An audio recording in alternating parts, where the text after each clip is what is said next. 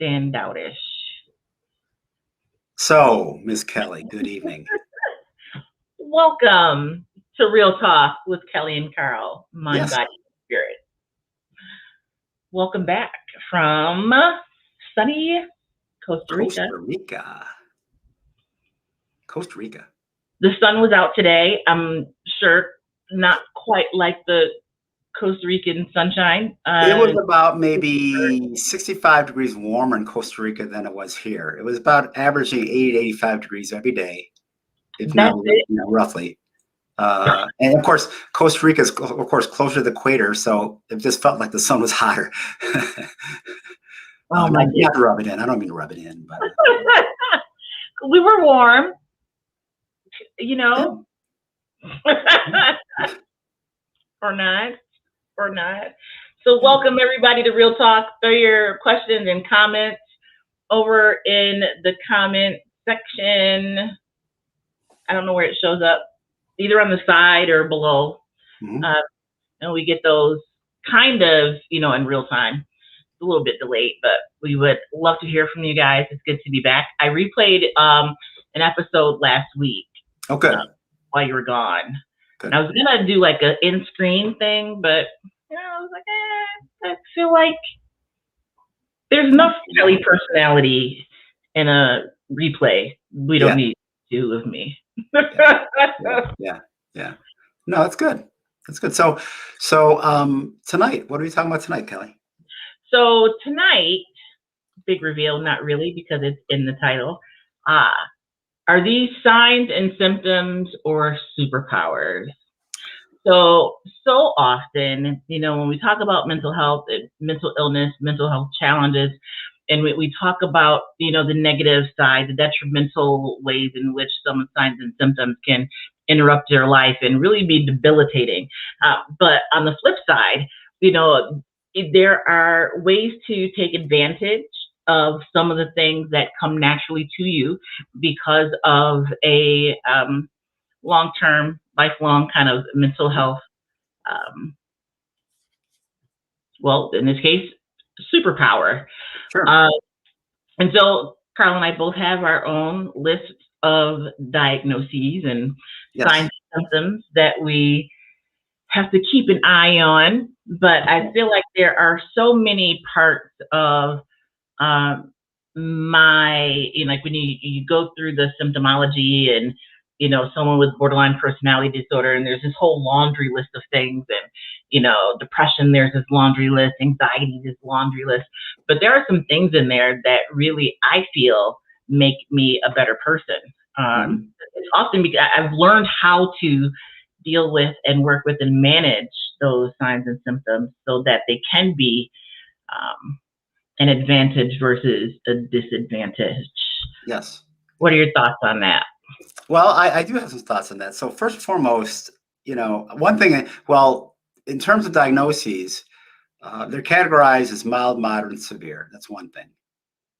So there are varying degrees of severity when you talk about mental health disorders. And when you talk about, as you say, those special qualities, I think it's the kind of thing that it's dependent on the individual. I mean, we're all different, but the reason they came up with the DSM is to have criteria in which you can obtain a diagnosis. And we know that diagnoses are used for insurance and then a lot of other things in the medical world. But there are features of disorders that can be seen as advantageous. In other words, think about the fight, flight, or freeze response, right? So if you're in a dangerous situation,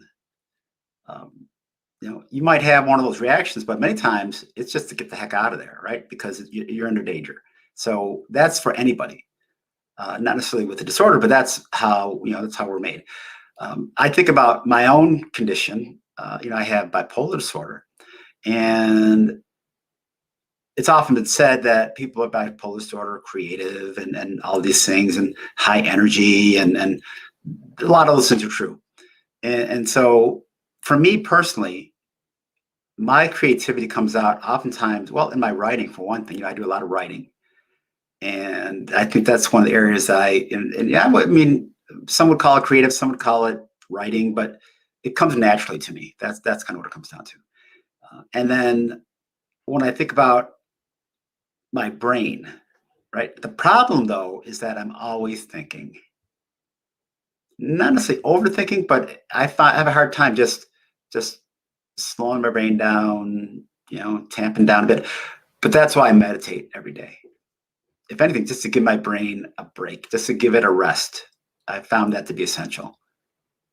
So when you think about it, every disorder, although I will say this too, though, when you talk about something like major depressive disorder, I don't know, I struggle with the idea of anything with that being a superpower, because it really is the kind of thing where, if you look at the symptoms, right, fatigue, inability to concentrate, struggle to maintain responsibilities. What else? Trouble sleeping, eating too much or too little. There's a lot of things associated with major depressive disorder that I'd have a hard time saying it's a quote unquote superpower. On the other hand, anxiety, maybe there's some people, but in a way, I kind of struggle with calling it a superpower. Maybe for Kanye West, because he says he does have superpowers with his bipolar disorder. But anyway, but I struggle with calling them superpowers as opposed to calling them characteristics that you can learn to manage and use to your advantage. In other words, know thyself, right? And I think one of the things I've learned is just I know me. I know, as I like to say, what makes me tick. That's what I call insight. I know when I'm in need of something or I'm going a certain way. So bottom line is, I think, I don't know if the word would be superpower would be the best word, but it really depends on how you look at it. It depends on your perspective too. And Kelly, you're always talking about perspective. Yeah, and so I feel you, and when it is about perspective. I think there is a difference between being in an uncontrolled episode versus in this maintenance recovery phase. So I mean, the superpower doesn't mean that it's a good thing. It's just it can, again, perspective.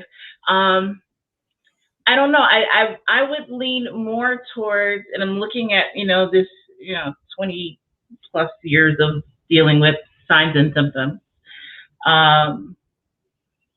and for me, it depends upon where I am in the journey. Right. Right. I'm able to take suicidal ideation, having experienced it, and flip that to find reasons. I'm gonna say reasons to live, but finding joy in the moment, knowing that that the disorder is what it is and may manifest in ways that it has never done before. Being able to disassociate, right? So I taking a step back outside of the situation I'm in and looking at something strategically. Right. And because I understand what it means to disassociate, right? So a part of it being a superpower is understanding what it is and how it works, and then how to manipulate it and use it to my advantage. I can get lost in disassociation, right? Or understanding what it is. And this is not me being in the bottom of an episode, but just in these are now personality traits, characteristics, parts of my disorder that I live with every single day that may not be obvious to other people. And so disassociation, I use that to be strategic. to be able to consider other perspectives because I can remove my feelings out of the situation. Right. I didn't know that other people could not do that. Right. And because that's just who I am. Right. So I'm thinking if I can do it, everybody can do it. Right. Understanding that people can't separate their feelings from who they are, but then what they're experiencing. Yeah. Is there a danger to that? It is still a gray area. It's still, a superpower only within, these characteristics, these, qualifiers. Outside of that, then, it's a different type of situation. But it helps me not focus on the negative, Sure. right? It helps me. So if I, you go through the criteria, right, and major issues of abandonment and identity, issues, forming healthy relationships. There are a lot of things in there that are like, oh man, that are very much criteria and signs and symptoms that I can identify with. And I know for a fact that these things are things that are happening within me that other people may not see. And so instead of focusing on I'll never be in a healthy relationship, I will always suffer from abandonment issues. I will always have these identity issues. I will always, in that stigma perspective, taking them and looking at it from a totally different direction, right? So it allows me to, better examine relationships or to, I'm trying, really trying to give you an example of how I take that very real thing and switch it. Sure. So that it's beneficial to me and does not then contribute to the disorder itself. Like getting caught up in all that stuff is a recipe for a depressive episode. Mm-hmm. Right. So it's learning how to take those, I don't call them facts of life, but I mean, it comes with the territory. It's a part of me and who I am. But it is not who I am. It is a part of me. But it is not who I am. Not defined by the disorders. I am not defined by the signs and symptoms. I am not defined by the superpowers. Right. I'm Kelly Marie. Right. And just as I look awesome in this blue with my earrings, right? I can You do. I can also be great, at using what can be very detrimental to my benefit. That kind of.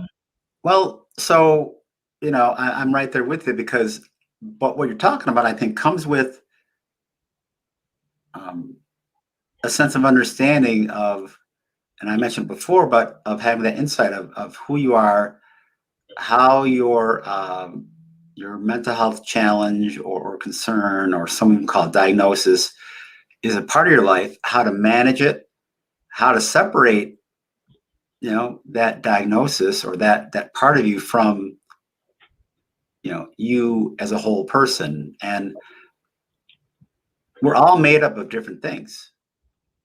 There are, we're I'm trying to think of the word. We're multifaceted in terms of our, who we are and our what makes us who we are.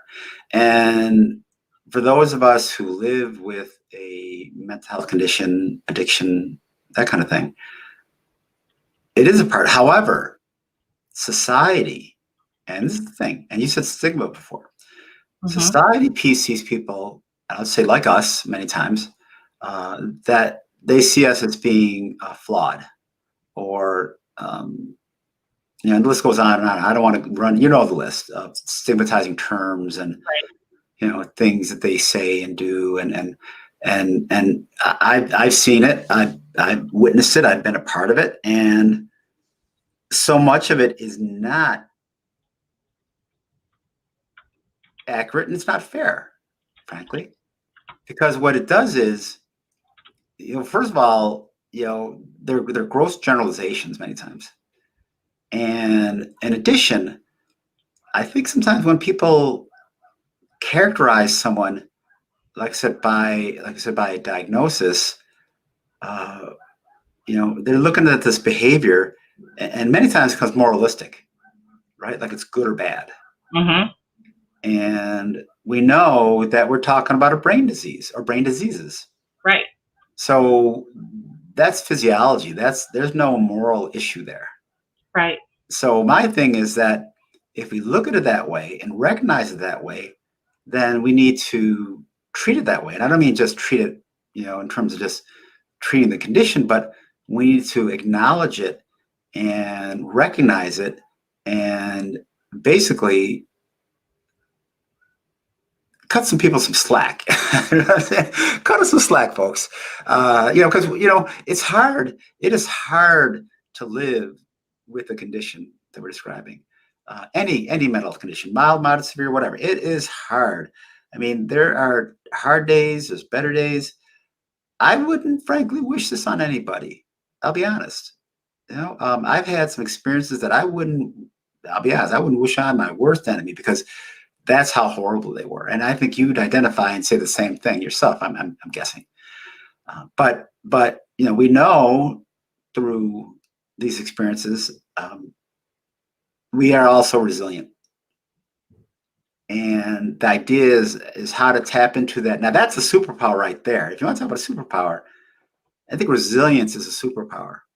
I agree. You could take that adverse experience and turn into something that strengthens you. Now, I know there are plenty of people who struggle, and I mean mightily struggle, with their mental health. And I'm not trying to say it's just so easy to snap your fingers and get over it. It is not that easy. It's very hard. But I think that people have the capacity to overcome these conditions with the proper equation or the proper tools or the proper resources. And once again, not everybody has the resources. I know some people are lacking, but I think we have more available now than ever. So I don't know how you feel about that. I agree. And we so often agree on, a lot of these areas. And I started typing some of the resources in the comments, and more will come up as we continue to talk. But the tools really change how you are able to use your condition, to your advantage. Or I will say the tools help me use my condition to my advantage. Sure. And it's taken a long time, decades, right, to get to this point.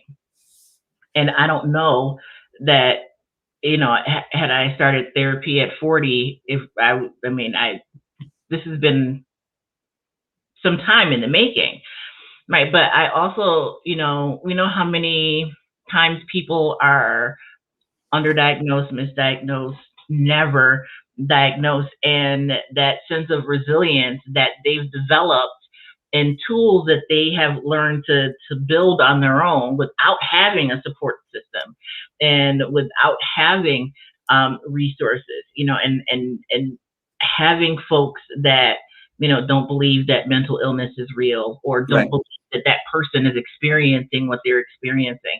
And yet they thrive. They still find a way to live a fulfilling life for them. And so, yeah, resilience cannot be understated. It just, the amount of energy, I'm just, thinking back to some not great times, and, the amount of energy it took me to go to the bathroom, right? That was 20 steps from my bed, right? The inability to get out of the bed. Yep. Right. And I mean, normally I wouldn't even think about it. And I just get up and go. Right. Yep. But to have to break down, pulling the covers back as a step, right? One leg over the side of the bed is a step. Like, forget slippers. Like, that's not even right. And so to still function I don't know how I did, but to still be functioning on some level really speaks to the extraordinary ability that human beings have to cope and to continue to move forward, to continue to live, to continue to build and create, despite the hindrances and challenges. Okay, so I want to share something with you that is exactly the same experience I had. So it was 1983, and I was very young, but I was so. I think I had my first experience, as you know, when I was 18. I was, it was a few years later, and it was summertime. Yeah, summertime. It was a hot summer. Well, I mean, summer's gonna be hot, right? But I remember distinctly. So the story is, I went to school at UB in the spring. I was an amatric. I really, there's a whole other story. That's a whole other episode. But anyway, so I had a temp job at the Boulevard Mall at this place called Sibley's. Remember Sibley's? Oh, wow. But the job I had was with this small crew. We were like just demolishing things. We were trying to get it ready to be renovated. And don't ask me what I was doing that kind of work for. I'm not a physical guy. But anyway, ended up doing that job. I think I lasted a week. Okay. But I went into a major depression, in which I spent the rest of the summer literally, just like you said, struggling to get out of bed, to the point where I wouldn't take a shower, not eating well. And that was actually the second time at the end of the summer when I ended up back in the Buffalo Psychiatric Center for the second time. Okay. But that was when I was diagnosed with bipolar disorder officially. And it was pretty rough. It was hard. So, I learned in retrospect that getting through that experience, taught me a lot of valuable lessons. And like I said, I would never want to go through it again. Never, ever, ever, ever. But it did give me a lot of lessons. And I think when I look at the sum total of, my experience, it's helped. I mean, I've been very fortunate, and you've been very fortunate to be able to learn how to manage and overcome. And I use those words. I like to use remission. I feel like I'm in remission in my condition. I haven't had an episode, mania, depression. So I'll use the medical term remission. But back then it was, it was rough. And but getting through it, that's the difficult thing. But it fortunately, I did. So we hear about people saying they can't function because of depression. That's one feature of bipolar, is the mania and the depression. So I know that very well. So, if I can ask you a personal question. Sure. Feel free to answer or not. So, do you have vestiges, for lack of a better word, of bipolar disorder in your day-to-day life? Like, can you, for example, disassociation, like that is very much a part of my day-to-day life. It's something that I'm able to use at any given time. Yep. Right. That my abilities just tell it like it is.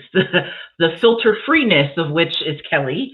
That is very much a piece of my disorder. My inability to read situations. Like, I don't know when it's time to go. Like, I try to read a room and is it time to go now? And I still have not figured out what that is, but there is something in interpersonal relationships that I just, as hard as I try and study people, it's just not something that I'm good at in that regard. So do you have pieces of your conditions that live with you on a daily basis that you are able to work with, manipulate? Yeah, so I do. And in fact, one of the ones that's most prominent is my speech. So I'm also have a level of excitability. Like, don't get me, excited about something, because I'll start talking a mile a minute. And I think my wife is always saying, "Slow down." Like Okay. when I get on this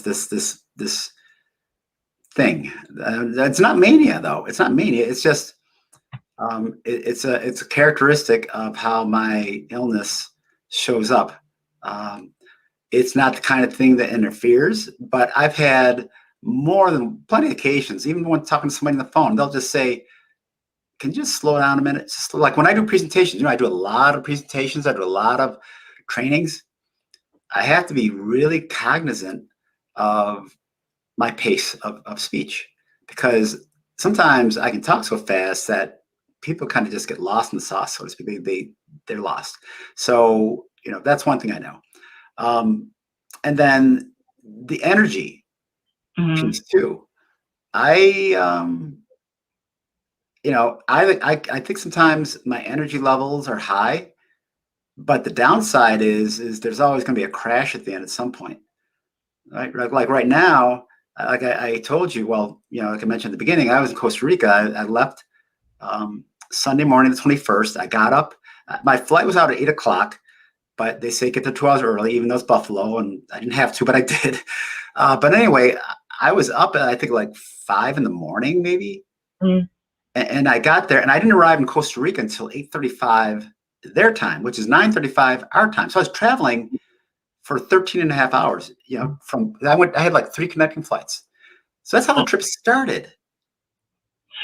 And then every day when we were shooting, it started 8 in the morning. One day was 7 in the morning. We started going till 9 at night. One night we went to quarter 11.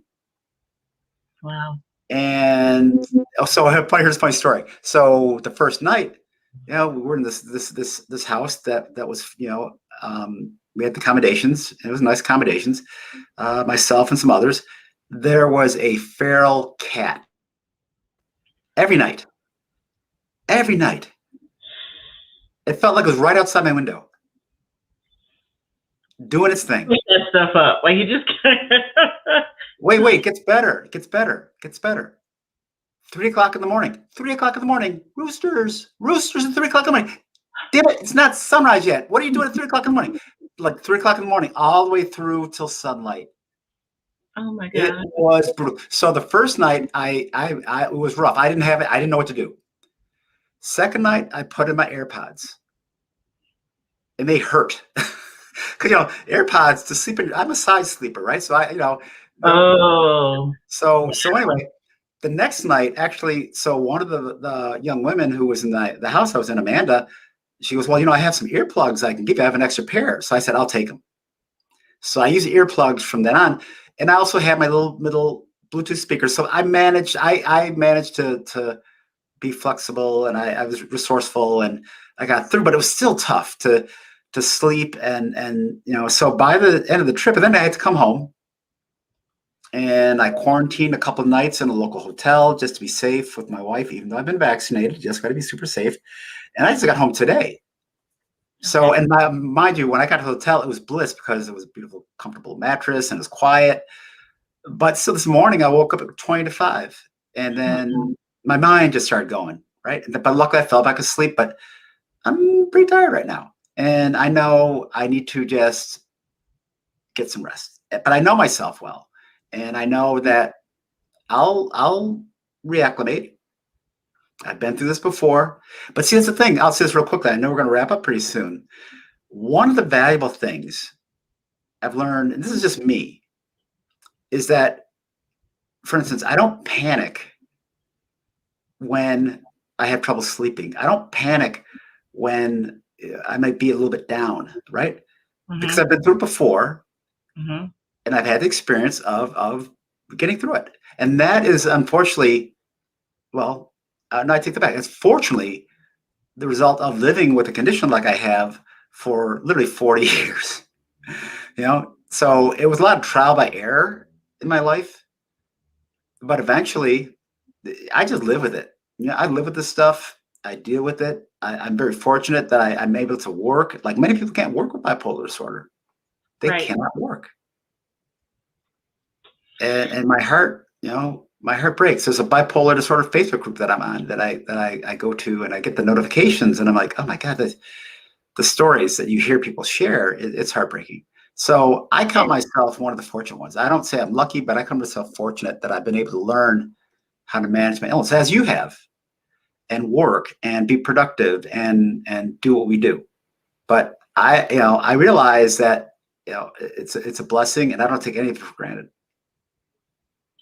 And you mentioned when you're talking about sleep, and when you were telling your story and sharing, I could hear, parts that resonate with, my journey.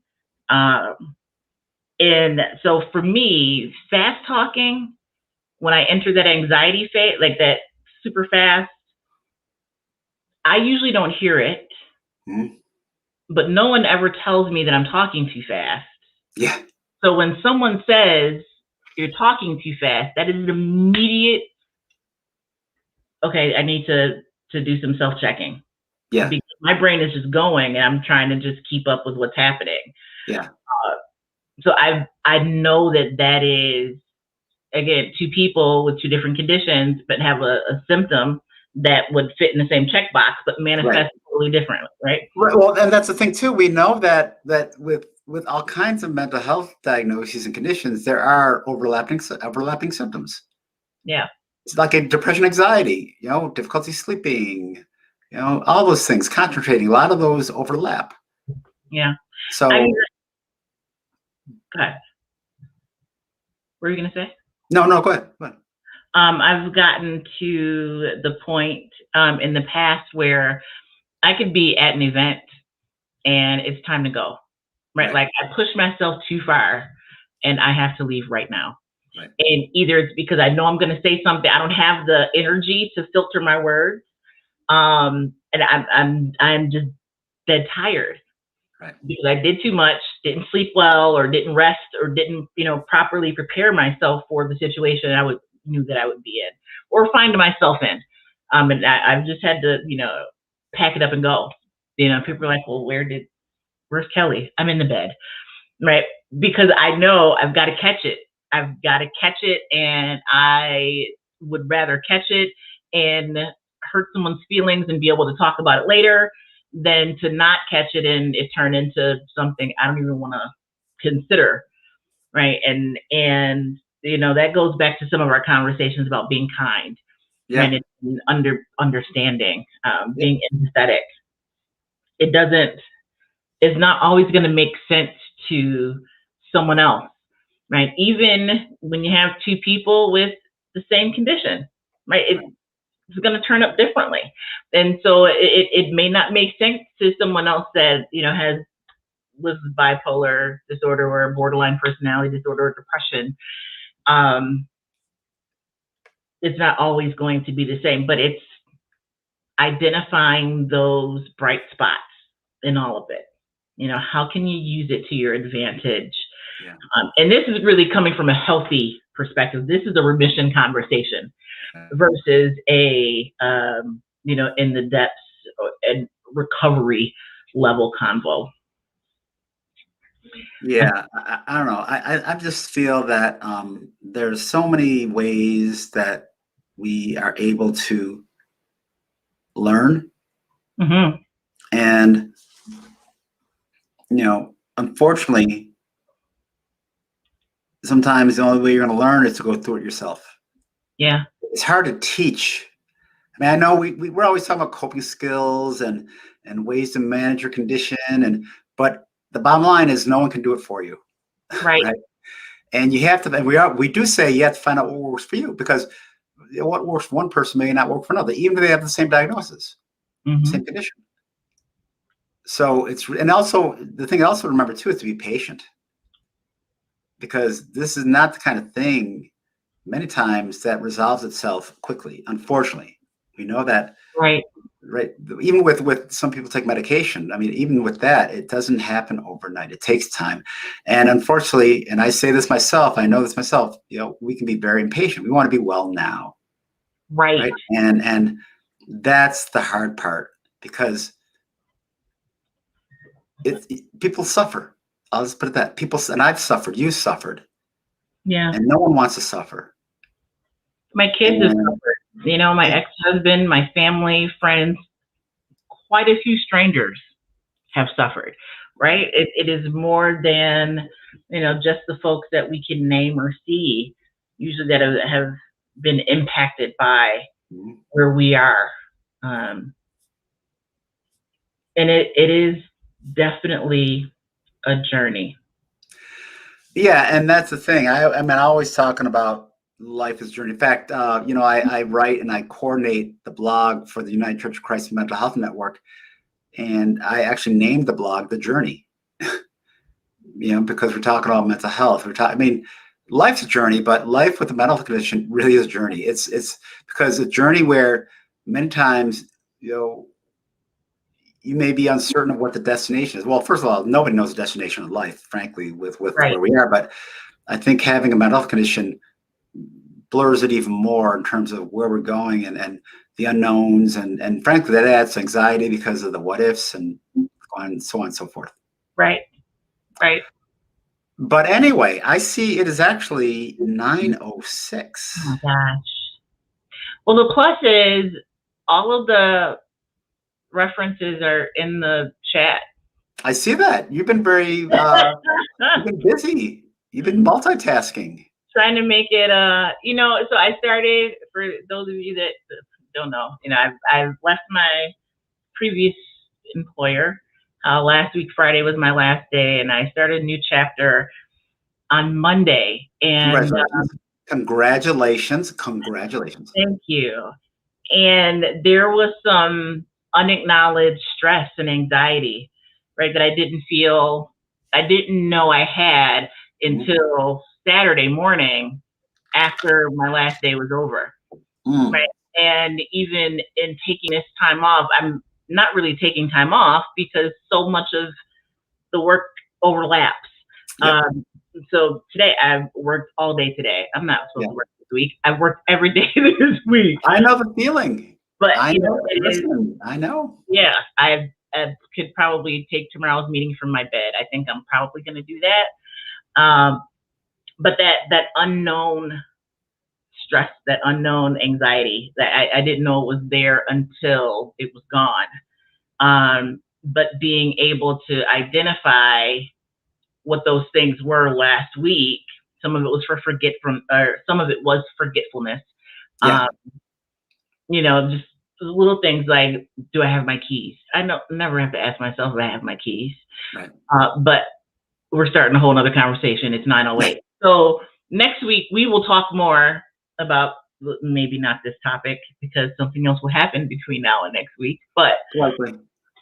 yeah, so we don't have to. I mean, do you want to run down? I put Well, project. let's just do the telephone numbers. I always like doing the telephone numbers. Okay. So, I did not include 211. So right. 211 is it's a nationwide number, but it's broken down regionally. If you dial 211 or you're on your phone, or go to 211 in your browser, you can do a resource search. If you're looking for human services, housing, senior services, information, resources on COVID, et cetera, you can dial 211 on your phone. If you're experiencing a medical emergency, always dial 911, or get to your nearest emergency room. I placed the New York State Project Hope link in the chat, and I just popped it up there on the And screen. let me give the number. Let me give the number. Okay. I just pulled it up. 1-844-863-9314. You would think that we've given this number every week for months now. You'd think I've memorized it by now. Well, so I will work on that for next time. I'll put it in here, and then I could just click the button, and Yep. all the numbers will show up on the screen.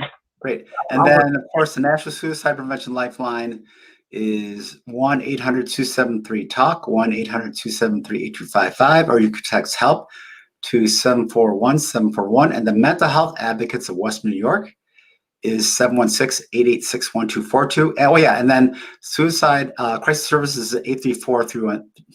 See, I talk too fast. Uh-huh. We're done. There we go. Let me slow down.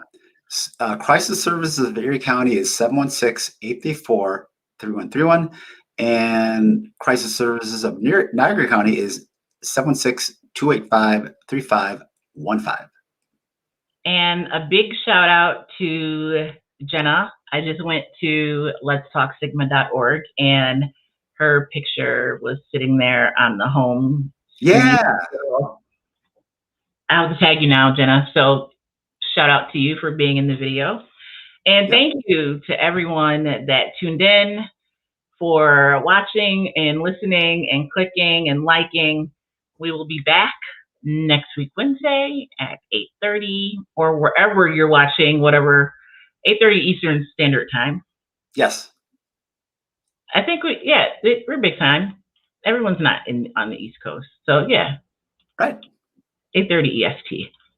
Yes. Until next time. It's past my bedtime, Carl.